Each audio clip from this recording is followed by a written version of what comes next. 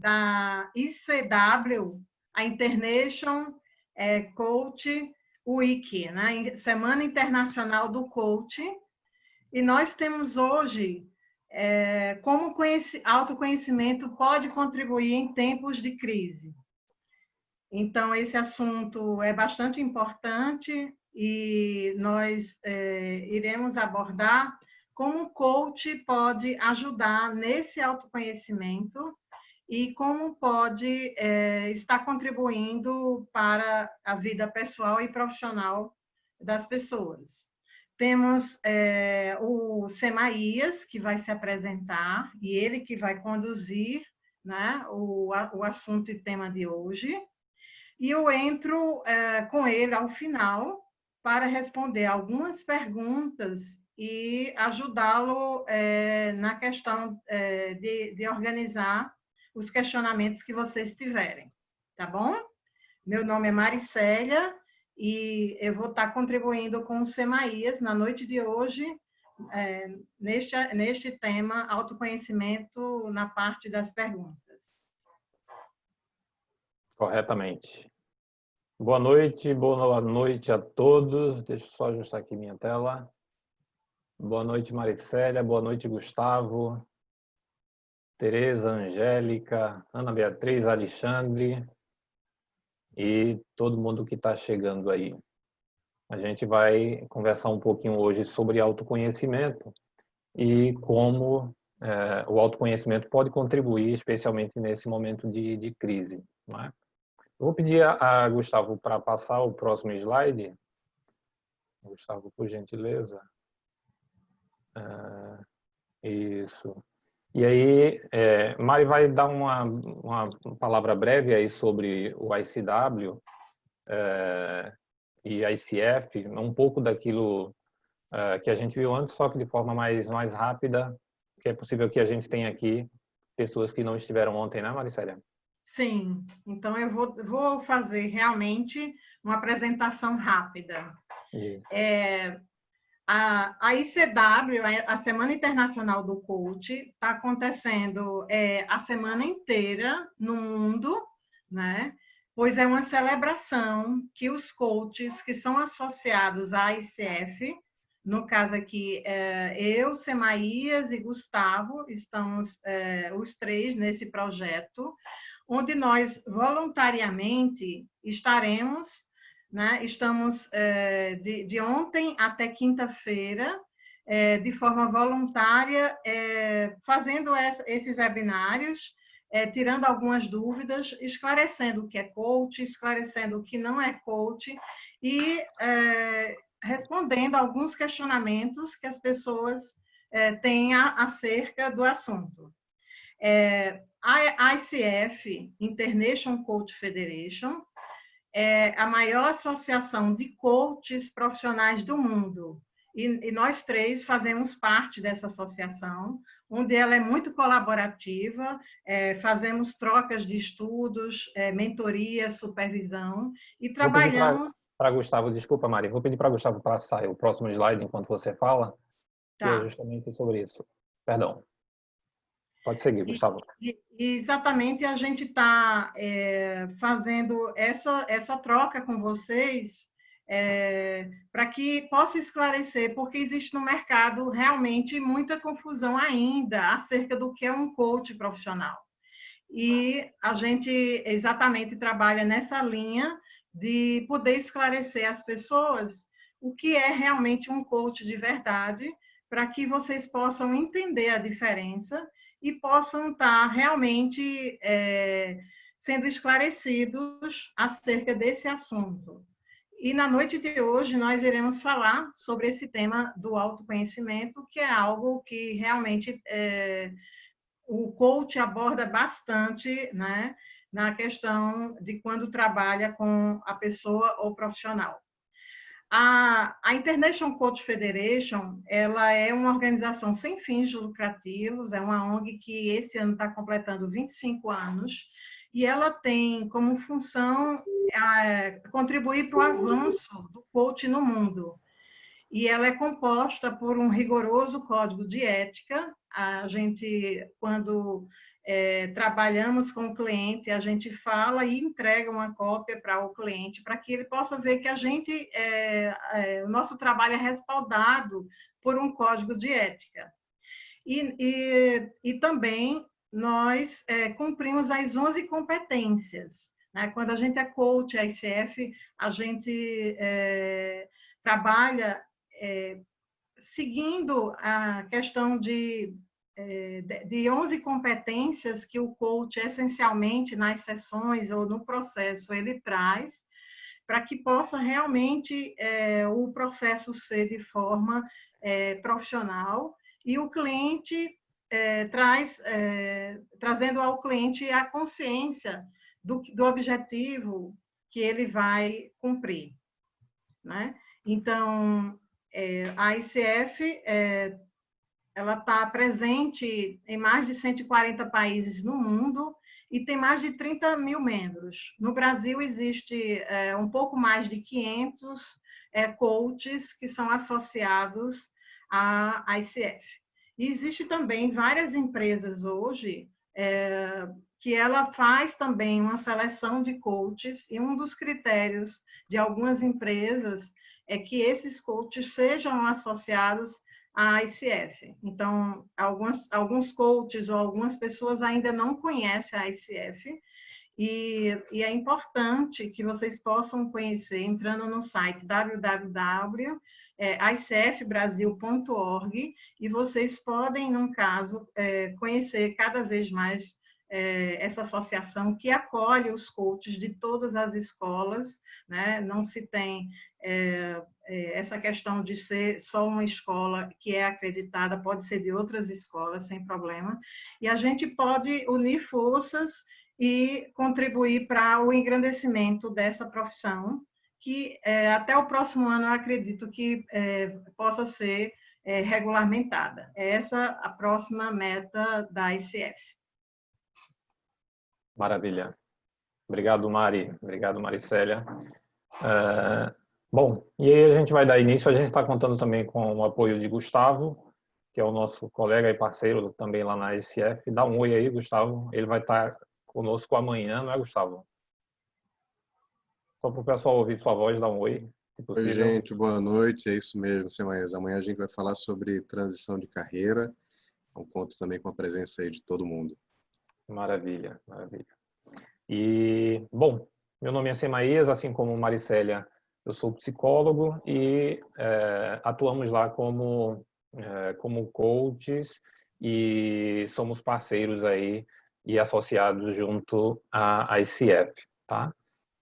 E hoje a gente vai falar um pouquinho sobre como o autoconhecimento pode contribuir em tempos de crise. E aí eu queria começar falando um pouquinho sobre coaching. Nós estamos na ICW 2020, que é a Semana Internacional de Coaching, e aí penso que seja bem pertinente a gente contextualizar um pouquinho o que é o coaching. E aí eu vou contar um pouquinho com a ajuda de Maricélia aí nesse processo. O coaching, na verdade, ele surge lá por volta da década de 70, com Timothy Galway.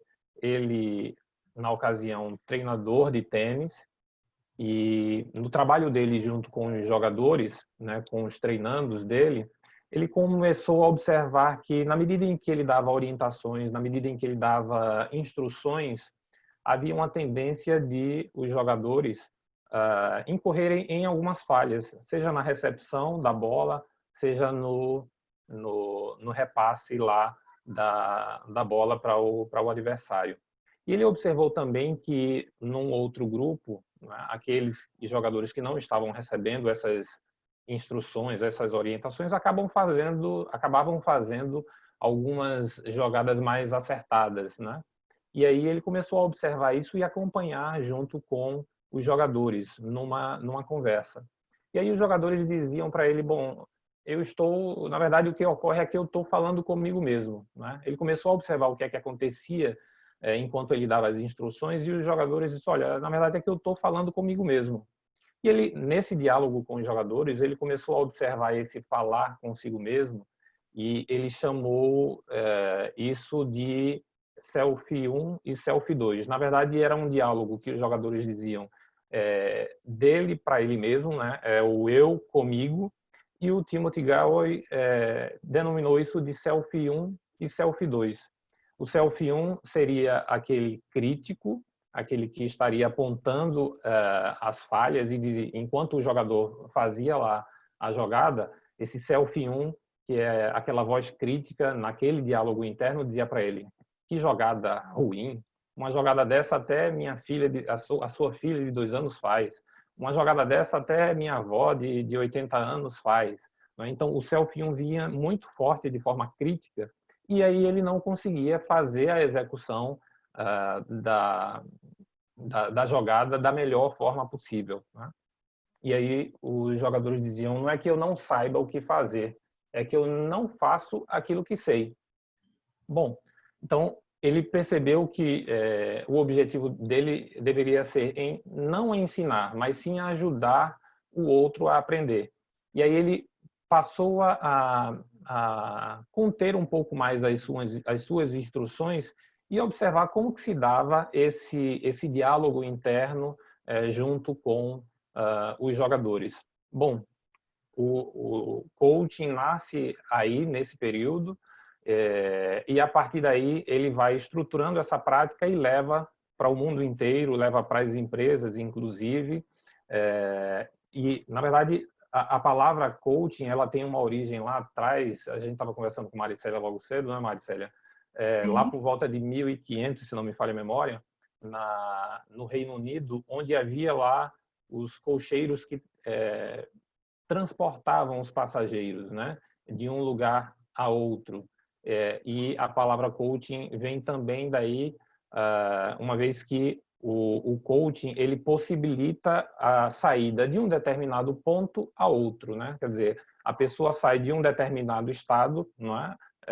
Em que ele se encontra, em direção a um objetivo que ele estabelece. Então, o objetivo do coaching é ajudar o coachee ou o cliente a fazer esse trajeto em direção a esse objetivo.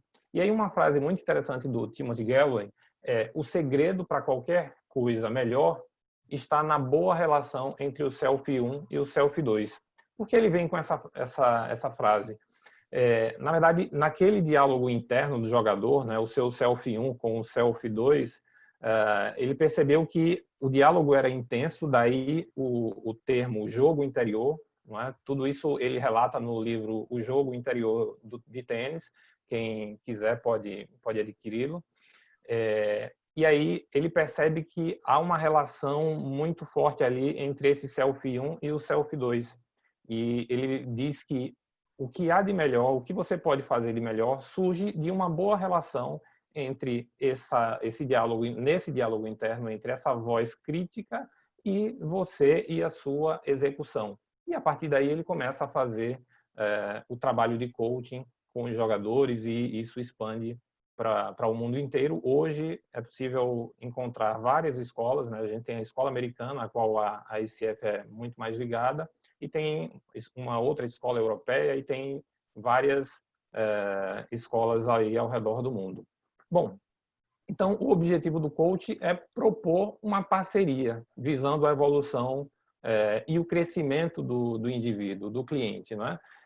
E aí vale ressaltar aquilo que foi sinalizado ontem: o coaching ele não é consultoria, ele não é mentoria, não é? Porque na mentoria o mentor ele vai com todo o know-how dele, com toda a experiência dele, e sinaliza lá e coloca aquilo à disposição do mentorado. Na consultoria, o consultor também vai com a sua bagagem, com a sua experiência, e diz: olha, você vai fazer isso, você faz isso ou aquilo outro. No coaching, isso não acontece, né? Então, é uma parceria. E quem define, voltando lá para aquela questão do coaching, né, e da carruagem lá por volta de 1500, que fazia o transporte do passageiro lá, quem define o destino é o passageiro. Então, no processo de coaching, quem define o objetivo, quem define o estado desejado é o cliente, não o profissional, né? Não o coach, né? Então, o coach ele inclui a exploração e desenvolvimento de competências, mudanças de hábitos, comportamentos, novas atividades, planejamento e ação. Vou pedir aí para Gustavo seguir com o slide. E a base do coaching é o diálogo, né? E no método, seguindo aí o método socrático de fazer perguntas, utilizado lá na filosofia. Você queria falar, Maria?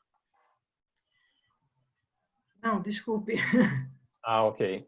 Então, a base do coaching é o diálogo, né? Com base no método socrático. E o que era o método socrático? Lá na Grécia, os filósofos iam para as ágoras. As ágoras são aqueles espaços públicos onde havia comércio e havia também diálogos e travavam-se diálogos mesmo, né, em torno de temas filosóficos, e a atividade dos filósofos era questionar aquelas verdades que eram trazidas à tona ali naquela ocasião, através de perguntas. Então, o método socrático, ele consiste em fazer perguntas, não é? Então, o coaching se baseia muito na realização de perguntas, né? E a realização dessas perguntas, ela promove uma tomada de consciência, ela clarifica as ideias, ela ajuda a acessar recursos internos e possibilitar a criação de estratégias para superar barreiras. Então, muitas vezes o cliente chega no processo de coaching visando um determinado objetivo, e aí o profissional ele vai conversando e fazendo questionamentos e fazendo perguntas e descamando aquilo, né, em busca dessa verdade do próprio coach, do próprio cliente, e muitas vezes o cliente chega à conclusão que, na verdade, o objetivo dele e aí ele expressa esse objetivo. Né? Então, o método socrático ele é a base do processo de coaching. Né? Então, o processo de coaching, o que ele faz é questionar as crenças pessoais na busca por um conhecimento verdadeiro. Né? Então, quando o cliente chega lá certo de uma determinada coisa, né, o profissional começa a fazer algumas perguntas, e aí daí a expressão perguntas poderosas, que vai desmistificando muitas vezes aquela crença que ele traz consigo naquele momento, naquela ocasião. Pode seguir aí, Gustavo, por gentileza? E aí, falando de coaching, eu queria também compartilhar um pouquinho com vocês desse cenário atual. Né? A gente já teve aí 3 revoluções industriais, estamos, segundo os especialistas, na 4ª revolução industrial, que é a revolução da era digital. Né? A primeira foi da mecanização dos processos através da energia hidráulica e a vapor, não é? Que veio substituir os tecelães que trabalhavam manualmente, então a máquina a vapor veio substituir. A segunda revolução já foi com a energia elétrica, que deu muito mais celeridade à produção e à produção em massa. A terceira revolução foi a automação dos processos, e a 4ª, que é a digital, onde talvez o ponto alto seja a questão da inteligência artificial. E aí, nesse contexto, né, e esse contexto da 4ª Revolução Industrial, a gente já vem, mesmo antes da pandemia, a gente já tinha um cenário de tecnologias digitais disruptivas, né? Aqueles exemplos emblemáticos do Uber e de tantos outros aí são pertinentes a esse início dessa Revolução 4.0. Mas ela também ela se concretiza a partir da internet das coisas, né? A gente vai ter, muito em breve, objetos conectados uns aos outros, automóveis que estão conectados a semáforos, que também estão conectados via internet a alguma central de dados, né? A impressão 3D é uma outra característica. Então, estou relatando isso aqui como uma característica desse cenário atual, que faz parte dessa 4ª revolução atual, 4ª revolução industrial, que caracteriza muito bem esse momento. E cá estamos nós no meio de um cenário adverso, que é essa pandemia, e que vai gerar impactos, né? E nesse processo estão as pessoas, né? Estão as empresas, mas também estão as pessoas, com as suas necessidades de mudança, de evolução e de aprimoramento. Não é? Pode passar aí, Gustavo, por gentileza? Então, a gente tem aí pela frente um cenário de repercussões desse movimento adverso mesmo, que nos força a pensar, por exemplo, muito mais no coletivo, que é uma coisa que está muito forte hoje, por exemplo, né? Está se saindo o mínimo possível, pensando na não disseminação da doença, por exemplo. Né? A preocupação com tecnologias limpas, os especialistas preveem que é algo que deve aumentar ainda mais. A digitalização das empresas, muitas empresas digitalizaram-se, mas nesse cenário e daqui por diante isso vai se tornar ainda mais forte. As relações de trabalho estão mudando, né? Quer dizer, já vinham no processo, e esse cenário acelera ainda muito mais isso, né? Hoje, grande parte das pessoas estão trabalhando home office, né? Isso demanda uma outra forma de relação, uma relação de confiança, de bem menos comando, controle e de confiança mesmo e de parceria lá com o profissional. E aí vem a questão do autoconhecimento. Pode seguir, Gustavo, para o slide lá de uma árvore. Isso, esse aí. E aí vem a questão do autoconhecimento, e eu queria compartilhar com vocês uma metáfora de uma semente, enquanto vocês observam aí essa imagem. Então, conta-se que uma semente estava muito triste na ponta de um galho, porque ela olhava, né, para aquela árvore enorme ao seu lado e achava que ela nunca chegaria àquele estágio, né? Ela achava que era a parte mais feia e desimportante da árvore a qual ela pertencia e que ela nunca se tornaria uma árvore. E aí ela achava que as folhas e os galhos eram muito mais parte da árvore do que ela, né? E a semente ali naquela árvore, ela então de tanta tristeza, ela se soltou do galho, né? E chorando caiu na terra.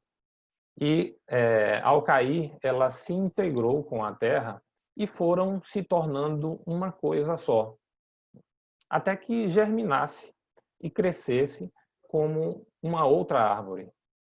E assim a semente conheceu quem realmente ela era.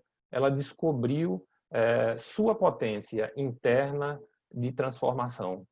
E aí eu trouxe essa metáfora para sinalizar que assim é o autoconhecimento, né? Enquanto a gente está voltado para fora, né, a gente está perdendo essa possibilidade de nos autoconhecermos, né?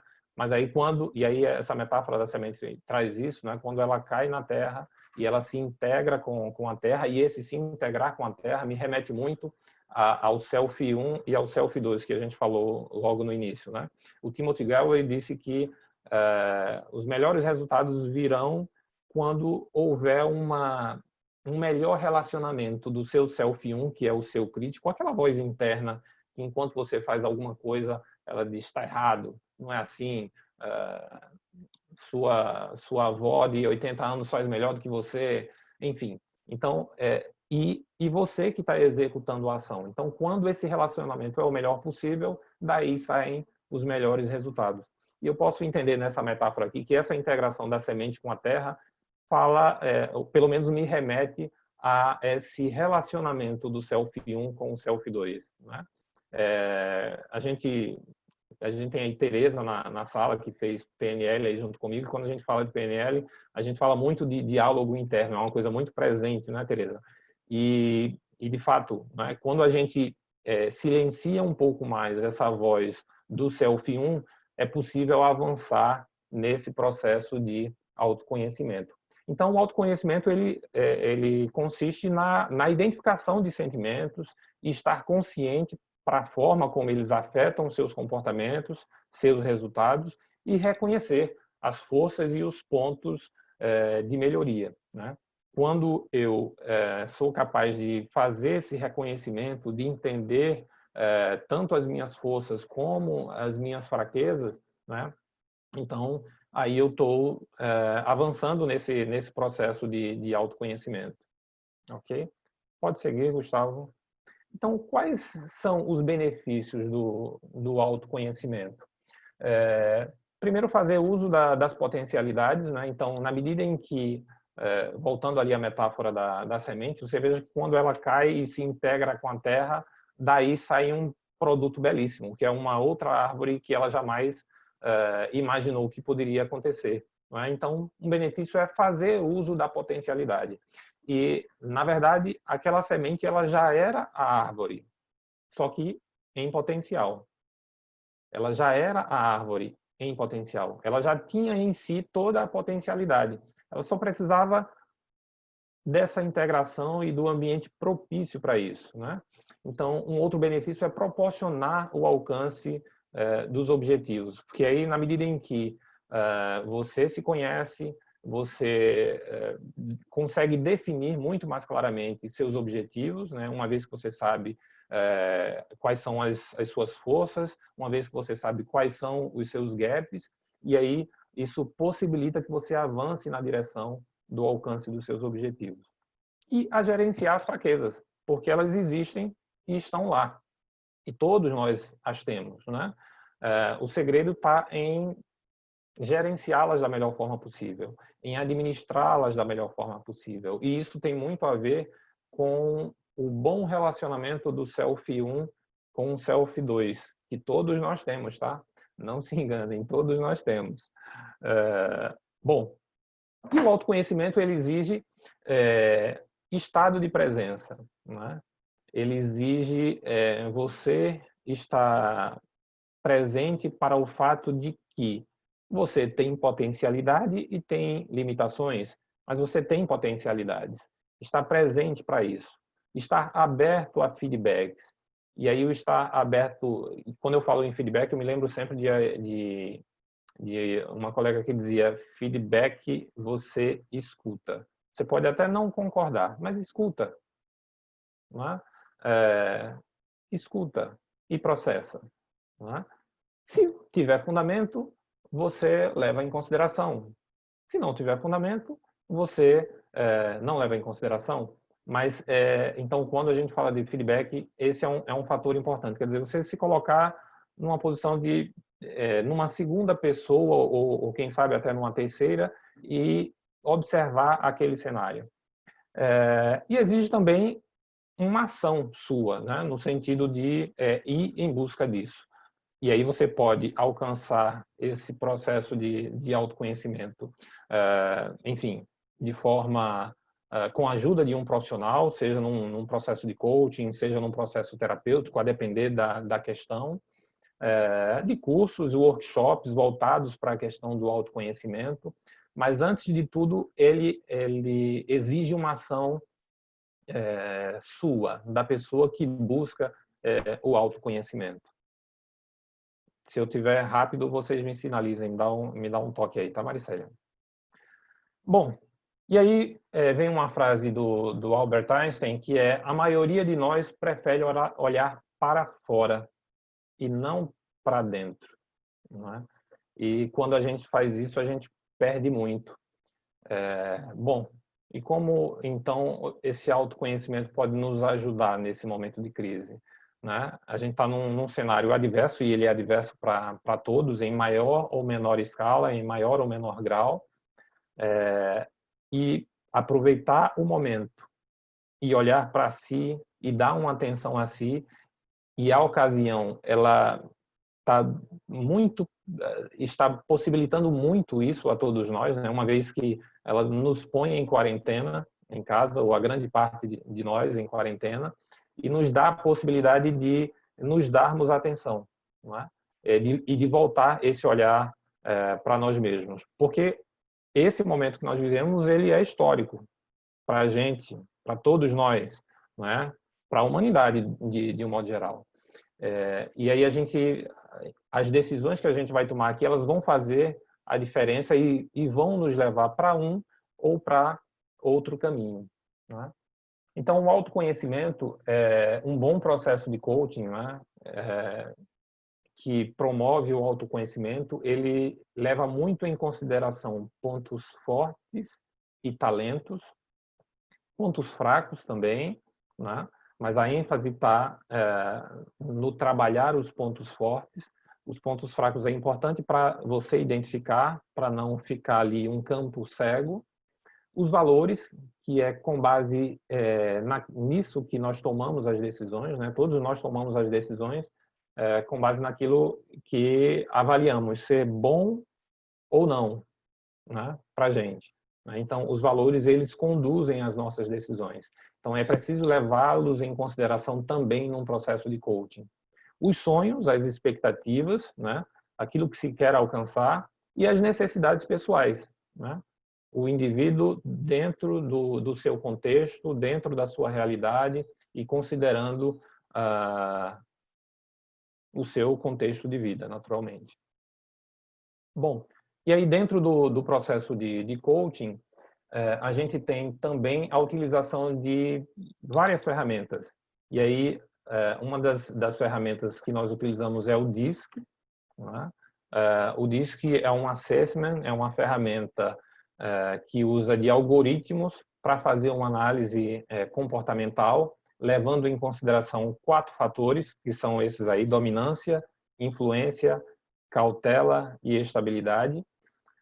A metodologia diz que ela considera que todos nós temos um pouco desses 4 fatores, a via de regra a predominância de 1, 2 ou 3 deles, né? O que faz de cada pessoa introvertido ou extrovertido, afeito ao relacionamento ou de uma postura mais introspectiva. Bom, e aí é uma ferramenta que se utiliza dentro do processo de coaching. Uma outra ferramenta que é a via caráter, né? São os questionários ou questionário de forças, que é um questionário utilizado pela psicologia positiva. É uma ferramenta da psicologia positiva, e a psicologia positiva é uma ciência, é uma vertente da psicologia que voltou o olhar mais para os aspectos funcionais do ser humano, do indivíduo, e a partir desse olhar voltado mais para os aspectos virtuosos, vamos dizer assim, do indivíduo, ela elaborou esse questionário que passa a identificar as principais forças de caráter do indivíduo, né? O que se acredita é que quanto mais eu exerço, pratico,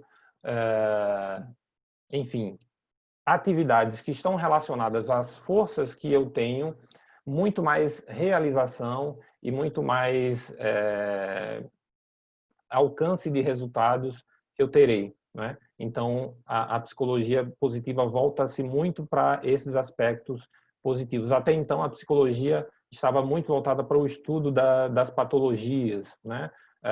Então, se entende tudo a respeito de depressão e de tantas outras psicologias, mas até então não se voltava o olhar para os aspectos mais virtuosos do ser humano. E foi isso que a psicologia positiva fez, daí esse termo positiva, que não tem nada a ver com simplesmente pensar positivo ou algo do tipo, tá?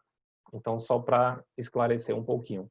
E aí eu vou pedir, Mari, para você entrar aí para falar dessas outras ferramentas, que são o MPP, Janusian e Gallup, que você especialmente utiliza.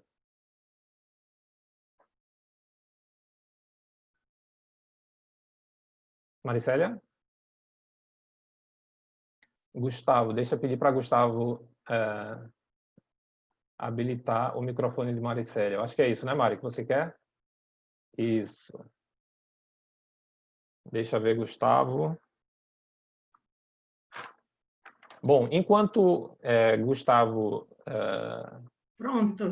maravilha. Ok. Então, assim, hoje, algumas pessoas estão precisando do apoio do coach, porém, elas não precisam, muitas vezes, de 10, 12 sessões. E se você é coach, né, esse é um período que não é tão simples e fácil vender um processo de 10, 12 sessões. Então, nós, nesse período, utilizamos, assim, de uma ferramenta, né, que possa amparar o nosso coach, o nosso cliente, para que ele possa entender, por exemplo, qual é a questão dele emocional, a inteligência emocional, quais os aspectos dele, né, tanto pessoal e profissional, está implicando, né, na saúde mental dele, na questão das atitudes e na questão da própria performance profissional. Então, um dos instrumentos que a gente utiliza é o MPP, né, que mapeia essa questão da inteligência emocional nas 4 dimensões.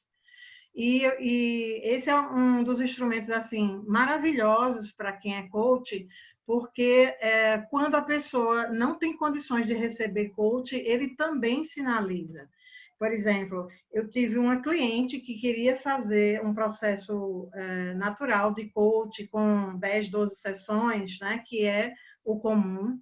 E quando eu fiz o assessment, geralmente um desses assessments a gente faz antes de iniciar o processo. E aí ela disse que queria de forma assim urgente, né? Que a gente começasse o processo, porque não cuidou a vida inteira do aspecto pessoal, só o trabalho, e esqueceu um pouco de si. Então, quando a gente fez o MPP, ele deu os resultados altamente assim alterados, demonstrando que a pessoa estava utilizando mais o lado do cérebro límbico do que propriamente o córtex, né, o córtex frontal, que é a parte do cérebro responsável pela tomada de decisão, pela questão de orientação em termos de direcionamento de sua vida, etc. E aí, se a pessoa ela está no sistema límbico, que é o responsável pela sobrevivência, luta, foge ou congela, ela não tem como começar um coach naquele momento. E aí, eu fazendo a devolutiva com ela, aí né, descobri que ela estava com infecção urinária, com aspectos pessoais, né, que precisava primeiro se cuidar, não fazer tanta coisa como ela estava fazendo, sem cuidar de si mesma. Né? E depois que ela começou a curar, se curar em termos de saúde, em termos, né, de cuidar de si própria, aí depois de algumas semanas foi que a gente iniciou o processo. Então, saber, né, quando fazer um processo, né, ou quando não fazer é muito importante para o profissional, né, coach, quando ele está com uma pessoa, né, que pede os seus serviços, né? Então, esse é um dos mais solicitados no momento atual, porque a questão emocional, ela realmente está muito mexida na pandemia, né? Pelas razões que a gente já conhece. Outro que está bem solicitado é o do Gallup, né? Porque esse trabalha nos talentos para se transformar em forças, e muita gente ainda não conhece, né, os seus talentos, quais são os seus pontos fortes, né? E isso faz toda a diferença. Mas não é só fazer um assessment. É necessário um coach para poder ajudar ele a valorizar, a reconhecer e fortalecê-lo. Então, eu tenho feito isso, né? Então, normalmente é de 1 a 4 sessões que a gente faz, e a gente faz também empoderamento dessa questão dos pontos fortes com equipe, de forma virtual, o que contribui muito para que cada um possa entender os talentos, né, dos colegas. Tem uma outra ferramenta também muito interessante, que é o Janúzia. O Deus Janus é um lado escuro e outro claro, representando como se fosse aí, né, o aspecto crítico, né, do Self-1 e o aspecto do Self-2, né? Vamos colocar assim. Então, exatamente, a gente tem né, o Yin e o Yang, né, que representa exatamente, né, os aspectos positivos e negativos. Então, esse a gente faz com líderes, com pessoas que são gestores, porque vê as 4 dimensões da liderança. Porque desenvolver liderança não é só uma competência, só a liderança em si são 60 aspectos, né, que a gente pode trabalhar com o líder. Tem um outro, que é o PCM, que é um instrumento que é aplicado na NASA, que eu também trabalho, que lida com conflitos, né? É o Process Communication Model.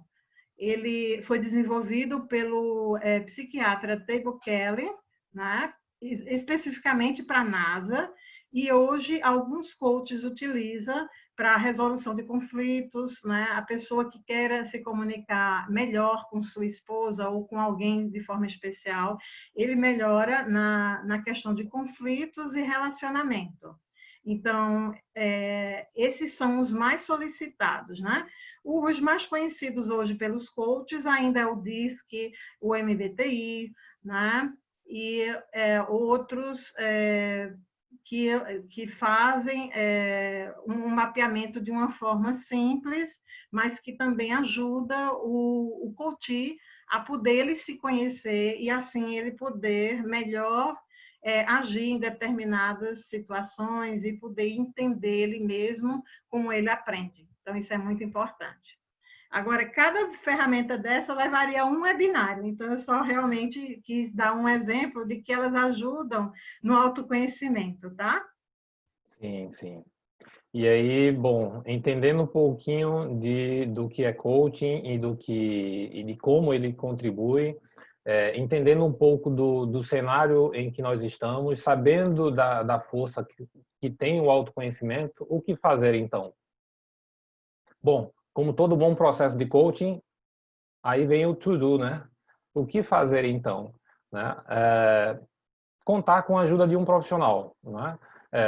A saída está em você contar com a ajuda de um profissional ou você buscar, como sinalizamos no slide anterior, com a busca de recursos como workshops voltados para autoconhecimento. E aí você pode perguntar, Marias, eu posso fazer isso sozinho? Pode, você pode fazer alguma ação que contribua para o seu autoconhecimento, né? Mas eu diria que a gente não vive só no mundo. E é muito mais rico quando você tem um olhar de fora, um olhar externo e mais especializado para você, para suas potencialidades, para ajudar você a alcançar o seu objetivo. Então, o médico precisa de médico também, né? Então, é importante contar com a ajuda de fora para ajudar nesse processo aí. Então, buscar essa ajuda, tomar consciência, não é? E nomear as potencialidades e fraquezas. E como é que isso ocorre? Bom, a ação de buscar ajuda, tomar consciência, isso implica em aceitar de forma franca e coerente, é o primeiro passo para a mudança, repassar, né, fazer uma análise das histórias, das crenças e dos aprendizados, e a partir daí identificar e nomear essas potencialidades. Então, como mostra aí esse último slide, o autoconhecimento é uma ação que parte essencialmente de você. E aí, essa frase, aprender a aprender, é mais importante do que ensinar, do Timothy Gallwey, né? E isso passa por uma ação própria, sua, né? Voltada para um investimento pessoal e, naturalmente, para a sua evolução. Tá? E aí, a gente abre agora espaço para perguntas, mas antes a gente já agradece a presença de vocês aqui, valeu pela presença e a gente quer saber se tem algumas perguntas aí. Vou dizer que pode ser que eu não saiba todas as respostas, mas se a gente não souber, a gente vai pedir ajuda também. Não é, Maricélia e Gustavo? É isso, gente. Obrigado pela presença de todos vocês aqui. Obrigado, Semaías aí, Maricélia, pela contribuição de vocês. A gente abre então aqui, eu já vi que tem algumas perguntas aqui, eu já vi algumas aqui, deixa eu passar para vocês. Uma delas é uma pergunta sobre a questão de objetivos. A Angélica fez, a Angélica está aqui com a gente? Está aqui. A Angélica perguntou, um processo de coaching deve ter um objetivo final. Pode-se trabalhar, desenvolver vários objetivos nas sessões, ou é necessário traçar os objetivos e trabalhar, desenvolvê-los em separado? Quer iniciar, Maria? Mari está no mute. Tá no mute, né? Deixa aqui agora. Olá, então, essa é uma excelente pergunta, Angélica, e várias pessoas podem ter esse mesmo questionamento e dúvida, né? Quando a gente faz um processo de coaching, uma das coisas muito importantes é a gente fazer uma contratação acerca de qual o objetivo que aquele nosso cliente está tendo, né? Está querendo alcançar com aquele processo, né? Então, normalmente um processo, alguns coaches fazem com 10 sessões, outros com 12 e assim por diante. Mas cada sessão também tem uma contratação do que seria trabalhado naquela sessão. Às vezes, quando coach, um cliente, ele numa sessão está com a cabeça assim bem cheia e ele disse, e a gente pergunta o que é que você queria trabalhar, né? O que é que você quer trabalhar nessa sessão? E ele coloca, olha, eu tenho 3 assuntos, 4 que eu gostaria de poder trabalhar. Às vezes isso pode acontecer, né? E essa é uma das coisas que o coach precisa fazer, né? A pergunta, né, direta, né? Qual o assunto mais importante que você gostaria desses 3 ou 4 assuntos poder trabalhar? Porque muitas vezes alguns assuntos que ele teria, né, com adjacentes sempre tem um principal. E muitas vezes, naquela sessão, a gente vai investigar e termina até solucionando ele, entendendo vários outros.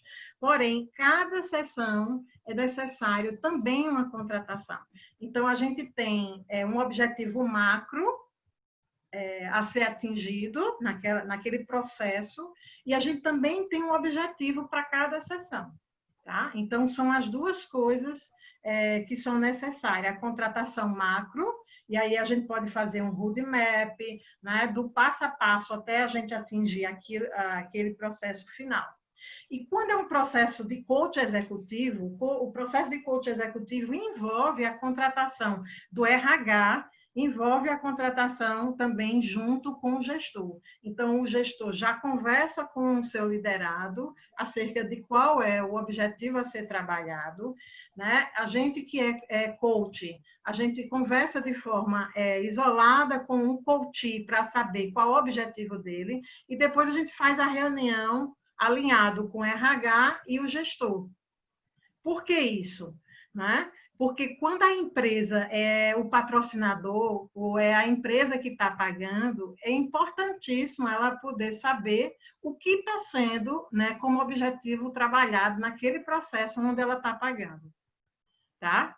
A gente não vai dizer o que vai acontecer nas sessões, porque é uma questão confidencial, né? As sessões são confidenciais, porém o objetivo ele tem que estar muito claro para a empresa, para o gestor, para o cliente, do que é que vai ser alcançado, atingido naquelas sessões. E muito mais do que resultado, né? O objetivo a ser alcançado é quem a pessoa se torna na jornada. Então, a gente trabalha muito quem é a pessoa que vai ser transformada. Não é um processo apenas para atingir a meta final. É um processo onde é de transformação do ser. A pessoa realmente passar de uma pessoa que ela está sendo para aquilo que ela gostaria de ser, ou para aquilo que ela almeja ser. E aí a gente trabalha em cima dessas forças que ela tem, para que ela possa vencer os obstáculos, né, que impede dela chegar onde deseja. Eu respondi sua pergunta, Angélica. Maravilha. Okay. Legal. Tem uma pergunta do Roberto, que ele traz um ponto aqui contextualizado com o momento atual. Né? Ele fala assim, você falou em autoconhecimento, isso me suscitou uma questão. Digamos que nossa atividade profissional está sendo realizada em um ambiente impróprio, hostil e dissonante às nossas características. Como podemos ser nós mesmos e agir conforme nossos conhecimentos, se a atmosfera onde atuamos não é propícia para expor os nossos valores? Muito bom. desafiante essa pergunta. E quando a gente fala em autoconhecimento, aí você traz o fato de sermos nós mesmos, né? E aí eu acho que vale uma reflexão do o que é que significa sermos nós mesmos, não é? Porque é possível você ser autêntico, mas preservar as relações ali do entorno, não é?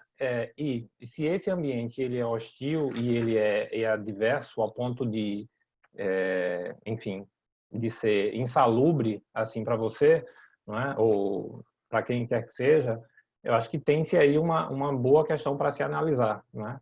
Que bom, o cenário é esse que está posto e ele se impõe. Vamos tomar essa questão do momento, né? Que é essa crise. E ele se impõe de uma forma inquestionável, né? Há algumas alternativas. Eu me autoconhecendo, saber lidar com isso da melhor forma, né? Ser eu mesmo, e ser eu mesmo não significa tomar atitudes impensadas, porque mais vale ser eu mesmo, né? Mas essas atitudes, essas ações precisam estar em equilíbrio, né? Se preservar enquanto pessoa, enquanto indivíduo, mas na medida do possível preservar esse entorno, essa ecologia que está ao teu redor. Afinal de contas, estamos num contexto de mercado, né? Onde nós somos profissionais, onde se tem uma imagem a se zelar, então tem todos esses contextos aí. Então a resposta ela não é simples, né? A solução é essa. Vai muito de cada contexto e levando-se em consideração muito o que é que se tem naquele momento, como se portar, como preservar a minha singularidade sem comprometer a minha imagem, né? Mas também sem me anular enquanto profissional. E talvez para isso não haja uma receita, entende? Para isso e muitas outras coisas, né, seu Maias? Eu acho, Roberto, que você deu para a gente aqui, se eu puder contribuir, eu acho que você deu para a gente aqui uma excelente oportunidade da gente deixar ainda mais claro o que é coaching e o que não é, né? A gente vê, infelizmente, a gente tem visto muito por aí pessoas trazendo receitas, trazendo fórmulas, trazendo passo a passo fixos, como se fossem fórmulas que servissem para todo mundo e como se as pessoas tivessem a receita do sucesso, né? Do que é o caminho para se ter.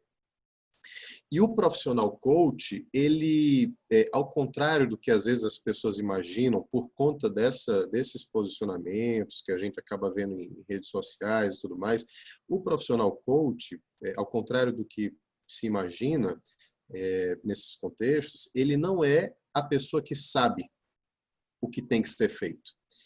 Ele é a pessoa especializada em promover o saber. E quem vai descobrir esse saber é o cliente, é o coach. Então, o que o profissional coach faz é um processo de acompanhamento para que se tome consciência exatamente desse quem sou eu, o que eu posso fazer, quais são os meus valores, o que faz sentido nesse momento para mim, no caso você, Roberto, ou imagine que você está sendo acompanhado por um coach. O que ele vai te fazer é justamente a pergunta que o Semaías começou foi excelente, que ele falou assim, o que significa isso para você? Essa é uma pergunta que a gente usa muito, porque os significados que a gente atribui a cada coisa é muito diferente. O meu significado de família pode ser muito diferente do significado de família para Semaías. O meu significado de pai pode ser muito diferente. De repente, pai para mim é herói. Pai para uma outra pessoa que foi abandonado é um significado completamente diferente daquele significado que tem para mim.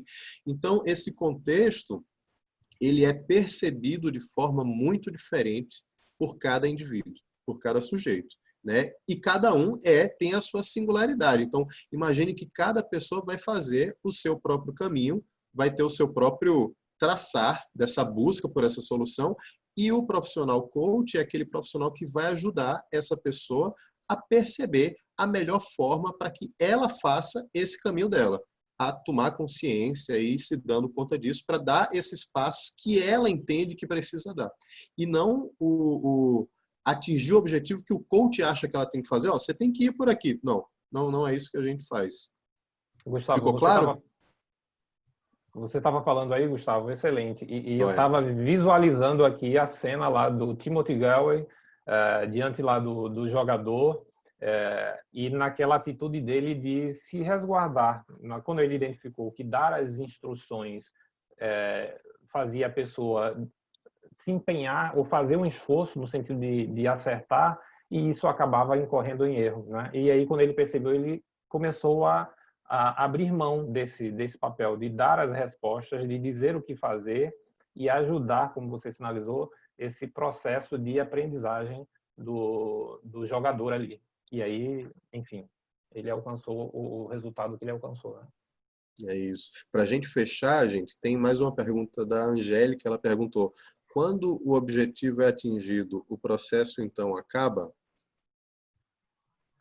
Quando o objetivo é atingido? Bom, o processo de coaching, e esse é um dos fatores que diferencia ele de, por exemplo, um processo terapêutico, é que ele tem começo, meio e fim, não é?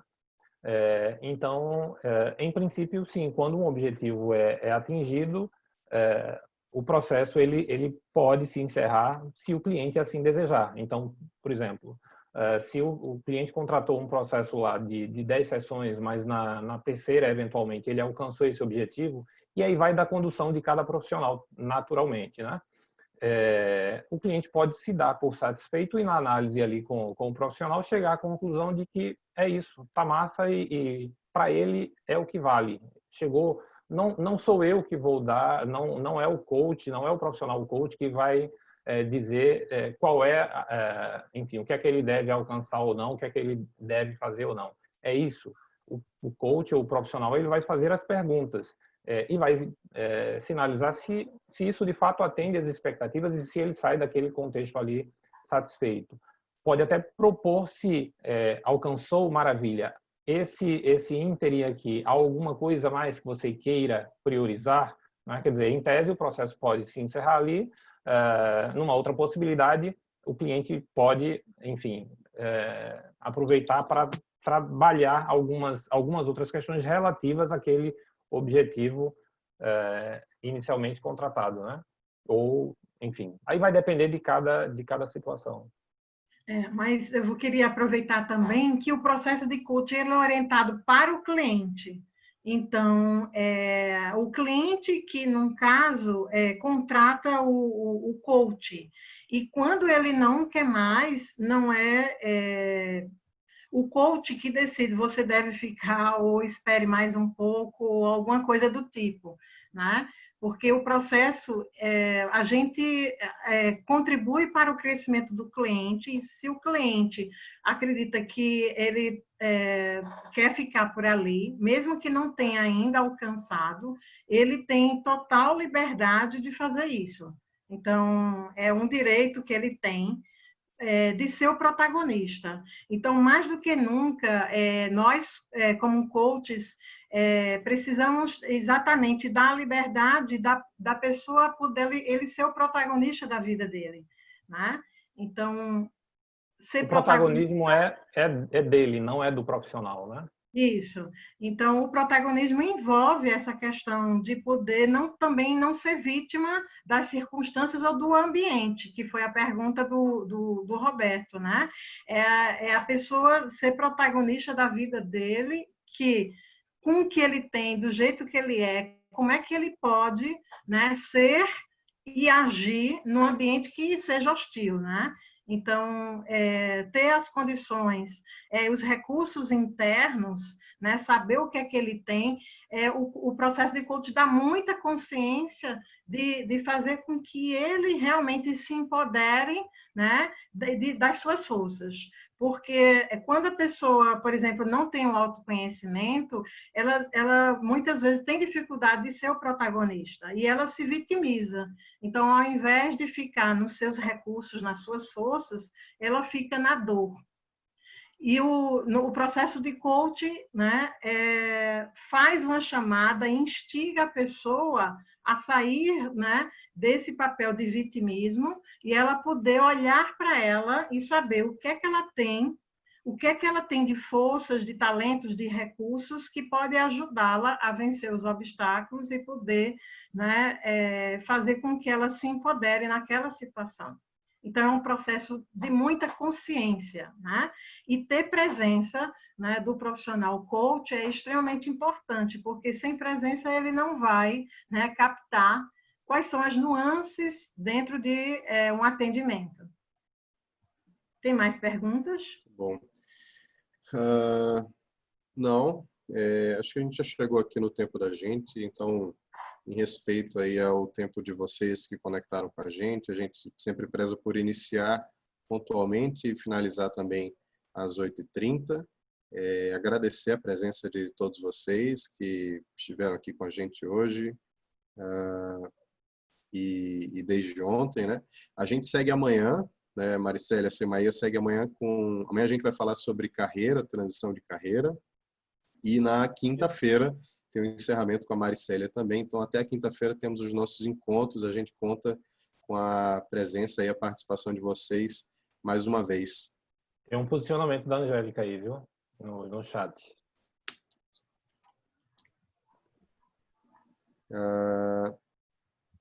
As lives precisam durar mais do que as lives de Gustavo Lima.